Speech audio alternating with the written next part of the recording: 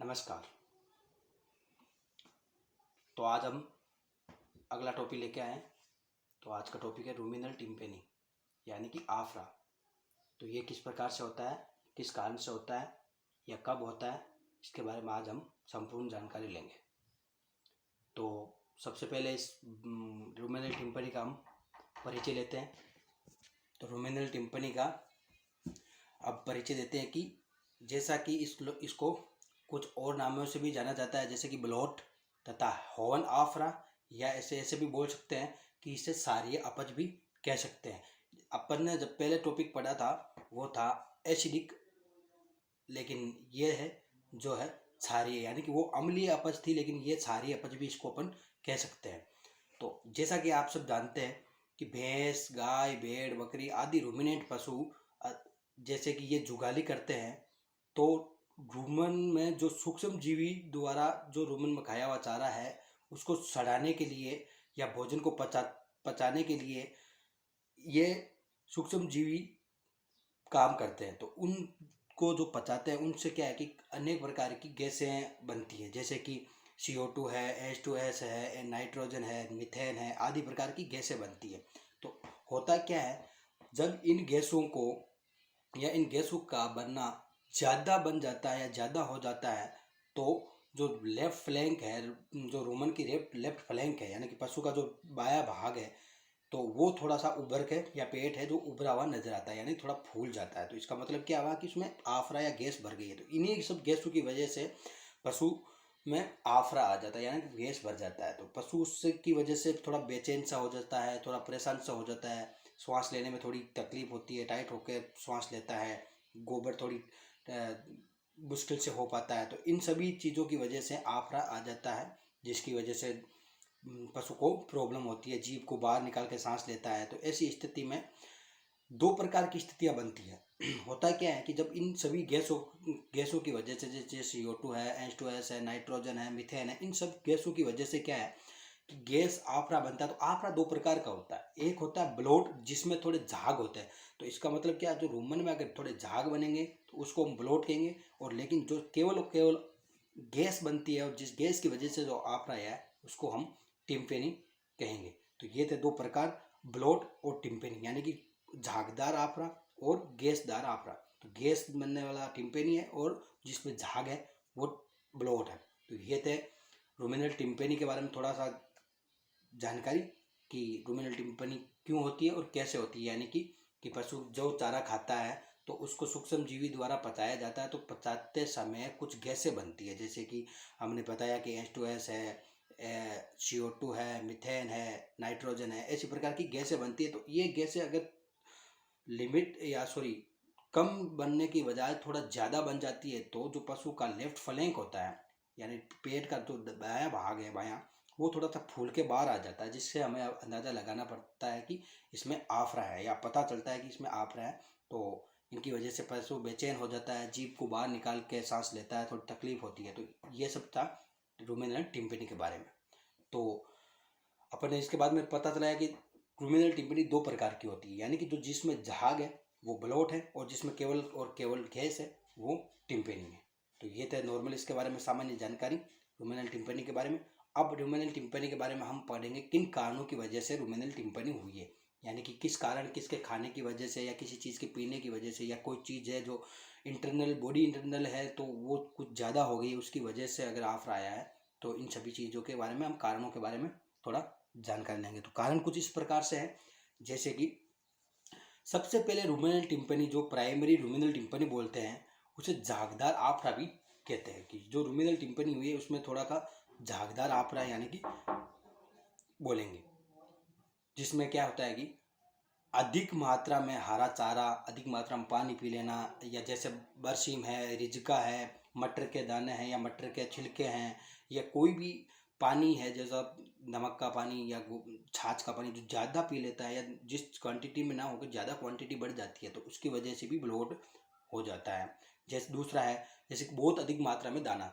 अपन क्या है कि पशुपालक क्या करता है कि पशु की हेल्थ या पशु को प्रोडक्शन बढ़ाने के लिए पशु को दाना देते हैं। तो उसी दाने की वजह से पशु में कभी कभी आफरा भी आ जाता है। यानी कब आता है, जब पशु को ज़्यादा मात्रा में दाना खिला देते हैं, तब उसमें आफरा जैसी स्थिति पनप जाती है। ये था दूसरा कारण।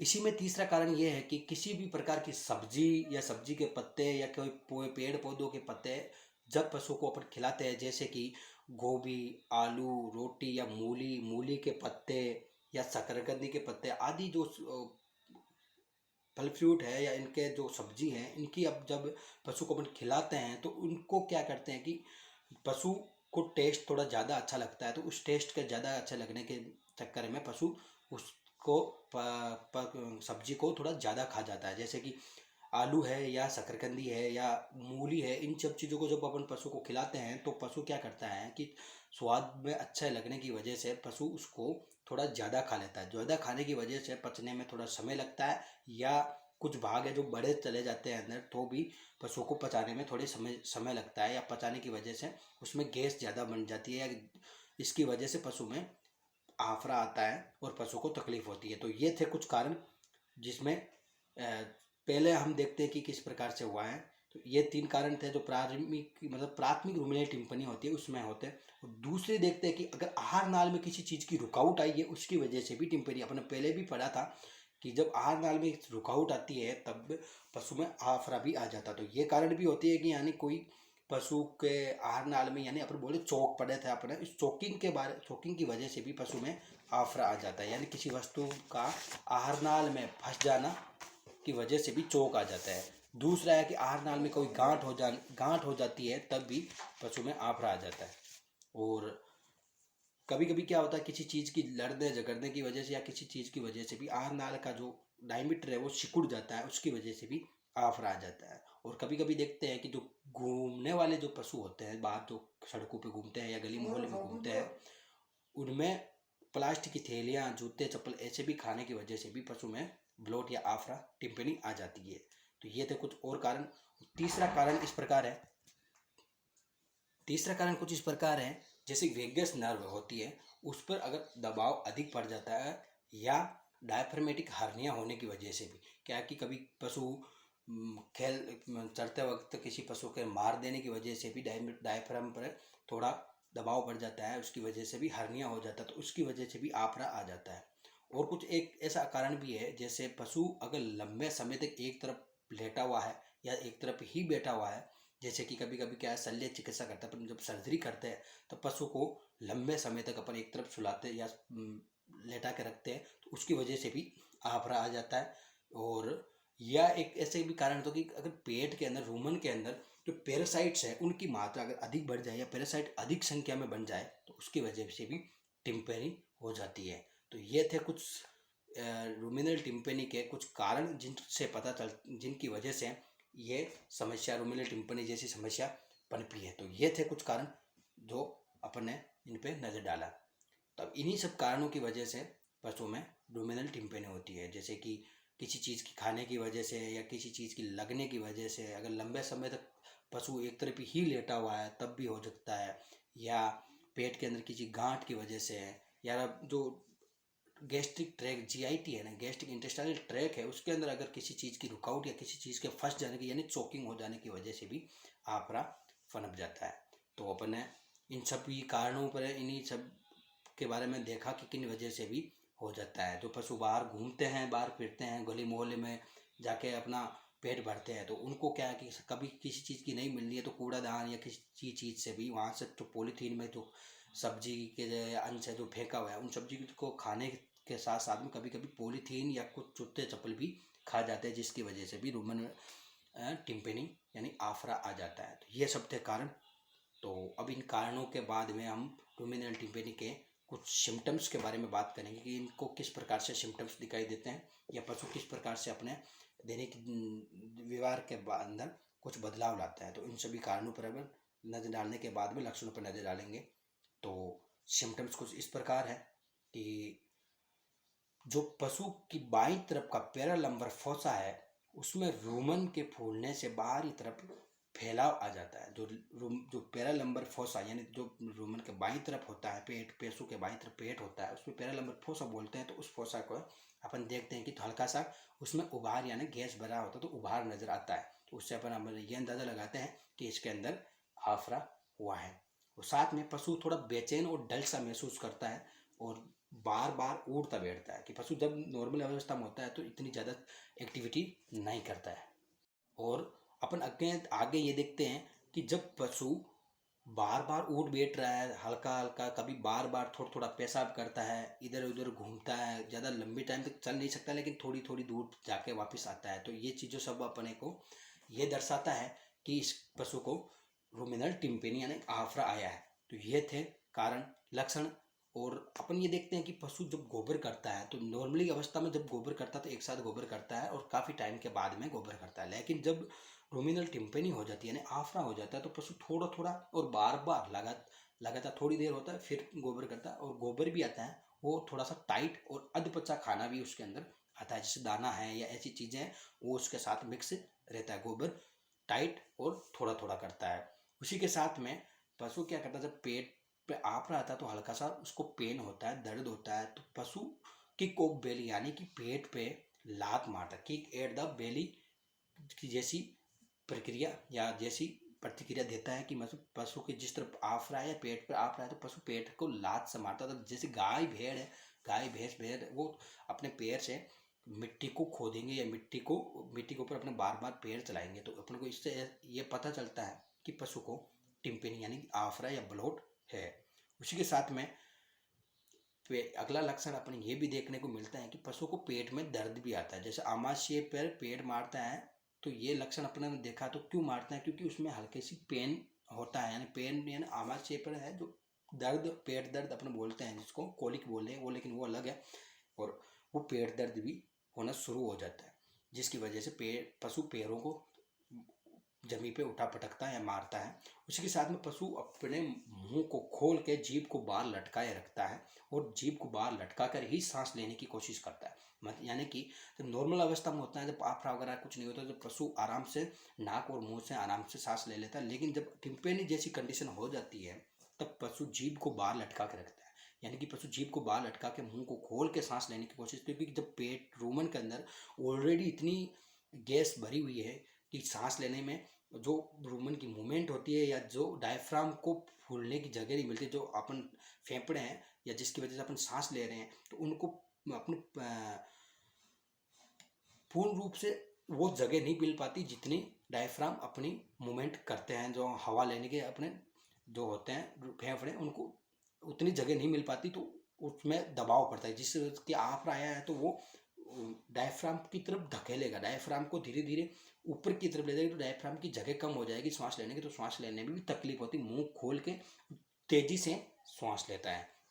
और इसी के साथ में अगला एक लक्षण ये भी है कि अगर पशु को गैस ज़्यादा बन रही है तब इलाज नहीं किया तो पशु कुछ कारणों की वजह से भी मर भी सकता है। तो ये थोड़ा सोचने की बात है कि अगर अपन इन सभी लक्षणों को देखने के बाद में भी या इन्हीं गैस, मीथेन है, नाइट्रोजन है, H2S है, ये सब गैस बन रही है और लगातार बन रही है, तो अगर अपन उसका पशु का तुरंत अपने इलाज नहीं किया तो पशु की मृत्यु भी हो सकती है। तो मृत्यु का कारण कुछ इस प्रकार से है, जैसे कि अगर रूमन का दबाव फेफड़ों पर बहुत ज़्यादा पड़ने के कारण श्वसन रुक जाता है। ये अपन बात की कि जब फेफड़ों पर रूमन का इन गैस की वजह से जब रूमन फूलता है तो इनका दबाव क्या है कि फेफड़ों पे पड़ता है, तो दबाव फेफड़ों पे पड़ने की वजह से पूर्ण रूप से फेफड़े मूवमेंट नहीं कर पाते हैं और पूर्ण रूप से श्वास नहीं ले पाते, तो उन श्वास के रुकने की वजह से भी पशु की मृत्यु हो जाती है। तो ये चीज़ ध्यान रखने की बात है, तुरंत इसका इलाज होना जरूरी है। दूसरा है, कभी कभी हार्ट फेल भी हो जाता है। होता है क्या है कि जब रूमन का दबाव बहुत अधिक बढ़ जाता है तो लंग्स को भी कम जगह मिलती है, साथ साथ में हार्ट को भी जगह कम मिलती है और हार्ट पूर्ण रूप से अपना पंपिंग नहीं कर पाता है और हृदय की गति है जो कम होते होते एकदम रुक जाती है, क्योंकि इसका दबाव बहुत ज़्यादा पड़ता है। तो उसको रोमन को जगह चाहिए तो वो जगह ऊपर की तरफ मिलती है, तो डायफ्राम और लंग्स और हार्ट तीनों की मूवमेंट कम हो जाती है। गति कम होने की वजह से भी पशु की हार्ट फेल होने की वजह से मृत्यु हो जाती है। और इसी के साथ में अगला कारण देखते हैं कि अधिक रूप से अगर CO2, H2S, NH3 यानी नाइट्रोजन के साथ साथ में मीथेन जैसी गैसें बन रही है तो उसकी वजह से पशु के अंदर विषाक्तता यानी कि पॉइजनिंग भी हो जाती है। इन्हीं पॉइजनिंग की वजह से भी पशु की मृत्यु हो जाती है। ये कुछ 3 कारण थे कि श्वसन क्रिया बंद होना, हार्ट बीट कम होने की वजह या हार्ट फेल की वजह से, सभी प्रकार की गैसों के जहरीले प्रभाव की वजह से भी पशु की मृत्यु हो जाती है। ये थे कुछ लक्षण और सावधानी जिसके बारे में अपन ने बात की। अब अपन रूमेनियल टिम्पनी के उपचार के बारे में बात करेंगे। तो उपचार किस प्रकार से करते हैं, वो इस प्रकार से है। उपचार में हम सबसे पहले ये देखेंगे कि पशु को आफरा है, यानी कि जब लक्षण और कारण के देखने के बाद हम डायग्नोस करते हैं कि पशु का एग्जामिनेशन करते हैं, तो अपन को क्या मिलता है कि बाई तरफ का जो फ्लैंक है वो फूला हुआ है, तो आफरा है। तो सबसे पहले उपचार के अंदर अपन क्या करेंगे, ट्रोकार कैनुला या जो बड़ी नीडल है उससे अपन लेफ्ट साइड में रूमन पे पंच करके उसका आफरा यानी गैस को पूर्ण रूप से बाहर निकाल देते हैं। जब अपन ट्रोकार कैनुला को रूमन के अंदर डालते हैं तो रूमन से जितनी भी गैसें बन रही हैं वो गैसें उस ट्रोकार कैनुला के साथ में बाहर निकल जाएगी और उसका जो दबाव है या रूमन का जो फुलाव है वो थोड़ा कम हो जाएगा या गैस से निकलने की वजह से आफरा खत्म हो जाएगा। उसी के साथ में अपने को क्या करना है कि जो लेफ्ट फ्लैंक है उसमें ट्रेकार कैनुला या निडल की सहायता से जो एंटीजाइमोटिक दवा होती है, यानी कि एंटीजाइमोटिक का अर्थ होता है जो गैसों को गैस मिटाने के या गैस खत्म करने वाली दवा, उसको हम डायरेक्ट इंट्रारूमेनल यानी कि सिरिंज की सहायता से 50 ml की सिरिंज लेकर जो एंटीजाइमोटिक ड्रग्स है उसको हम डायरेक्ट सिरिंज से उसके रूमन के अंदर डाल देंगे। उससे क्या है कि जो एक तो ट्रोकार कैनुला की सहायता से गैस बाहर निकलेगी और साथ साथ में जो अपन जाइमोटिक दवा है वो पूरे गैस को एक साथ में फोड़ के या एक साथ गैस को खत्म कर देगा और गैस को बाहर निकाल देगा। तो एंटी जाइमोटिक दवा भी हम उसमें डालते हैं, जैसे ब्लोटोसिल है या ब्लोटोनिक्स है, वो पूरे 100 ml की जो वाइल होती है वो पूरा उसके अंदर डाल देना चाहिए। जिन्हें सबसे बेस्ट है अपने फील्ड में मिलती है वो सबसे है ब्लोटोसिल। तो इस ड्रग्स का अपन को रूमन में से टिम्पेनी निकालने का सबसे बढ़िया ड्रग्स है और ये अपने को डायरेक्ट इंट्रा रूमन डालना जरूरी है। तो और उसी के साथ में कुछ मुंह से भी ओरली जो होती है ड्रग्स, ओरली दवा भी पिलाना पड़ता है। जैसे टिम्पोल है वो 100 ग्राम को या पाउडर होता है 100 ग्राम का, उसको अपन पशु को पानी के अंदर या किसी चीज़ में घोल के पशु को पिलाना चाहिए, जिससे पशु का आफरा या जो गैस है वो कम हो। जैसे कि इसमें क्या होता है, लिक्विड एमिनोडाइल और उसके साथ में टर्बिनाइड और एसोफाइड नाम की कंटेंट होते हैं। उन सब चीज़ों की वजह से रूमन में से जो गैसें बन रही है, जो आफरा है वो ख़त्म हो जाएगा और ये ड्रग्स अपने डायरेक्ट ओरली पिलाते हैं। इसके साथ साथ में कुछ एंटी एलर्जिक दवा भी है, उसको भी जैसे अपन एंटी एलर्जी के रूप में डालते हैं। तो इंजेक्शन CPM है या एविल है, उसको 10 ml इंट्रामस्कुलर अपने को लगाना है। उसके साथ साथ में एक अपने पहले भी बात की थी, अगर आफरा ज़्यादा है या आफरा हो रहा तो उसकी जगह अपन एक इंजेक्शन का यूज करेंगे। उस इंजेक्शन का नाम है एट्रोपाइन सल्फेट, जिसका 10 से 15 ml इंट्रामस्कुलर अपन को यूज करना है, जिसकी वजह से पशु में जो विषाक्तता या जो पॉइजनिंग बन रहेगी या आफरे की वजह से या गैसों की वजह से जो पॉइजन बनी है उनसे पशु की मृत्यु होने का खतरा नहीं रहता। तो अपन एट्रोपाइन सल्फेट भी अपन वहाँ यूज करेंगे। और दूसरा अपन ये भी लगा सकते हैं कि अगर उनकी वजह से पशु को पेन हो रहा है तो अपन को pain killer analgesic injection analgesic है वो 10 से 12 ml इंट्रामस्कुलर अपन यूज करना है। तो ये थे कुछ इंजेक्शंस और कुछ पाउडर जिसकी वजह से अपन एंटीजाइमोटिक के जो ड्रग्स है उसकी वजह से जो पशु के रूमन में जो गैसें बनी है उन सब चीज़ों को गैसों को ख़त्म करके गैस को बाहर निकाल के और जो पशु को रूमिनल टिम्पेनी हुई है उस टिम्पेनी को ख़त्म कर देगा। तो ये थे कुछ ड्रग्स। और इसी के साथ में अपन को ये भी सावधानी रखना चाहिए कि पशु को जो खिला रहे हैं वो एक लिमिट होनी चाहिए, उसकी क्वांटिटी कितनी रखनी है और फिक्स रखे कि पशु इतना खाता है तो उतनी ही क्वांटिटी में जो चारा दाना या जो सब्जियां हैं वो उतनी ही खिलानी चाहिए कि जितनी कि पशु को आराम से आसानी से पच जाए और उनका कोई साइड इफेक्ट ना हो। और साथ में देखें कि उसकी क्वालिटी अच्छी है या नहीं है। अगर अच्छी क्वालिटी की नहीं हो तो पशु को कतई ही नहीं खिलाएं, वह अच्छी क्वालिटी का हो तभी पशु को वो चारा दाना पानी या जो भी सब्जियां वगैरह हैं वो पशु को खिलानी चाहिए। और साथ में ये भी देखना है कि बाई चांस कभी भी पशु को आफरा हो जाए तो उस पर रिस्क ना लें और तुरंत ही पशु चिकित्सक को आप इत्तला करें और ज़रूर उसका इलाज करवाएं। उसी के साथ में अपने को ये भी देखना है तो है कि जब पशु को आफरा होता है तो घरेलू रूप से अपन कभी कभी पेट्रोल जो मिट्टी का तेल है उसको भी सूंघाते हैं, उसकी वजह से भी वो भी क्या है, एक प्रकार का एंटीजाइमोटिक है। तो वो भी हल्का सा आफरे को कुछ ज़्यादा नहीं तो कुछ समय के लिए पशु को उस दर्द उसकी वजह से राहत मिलती है। तो ये सब चीज़ों को अपन को ध्यान में रखना चाहिए और इन सभी चीज़ों को अपने डेली लाइफ में यूज करना चाहिए। अगर पशु को ऐसा हुआ है तो पशु पे इन सब चीज़ों का इस्तेमाल करना चाहिए और पशु की देख रेख करें। और जय हिंद।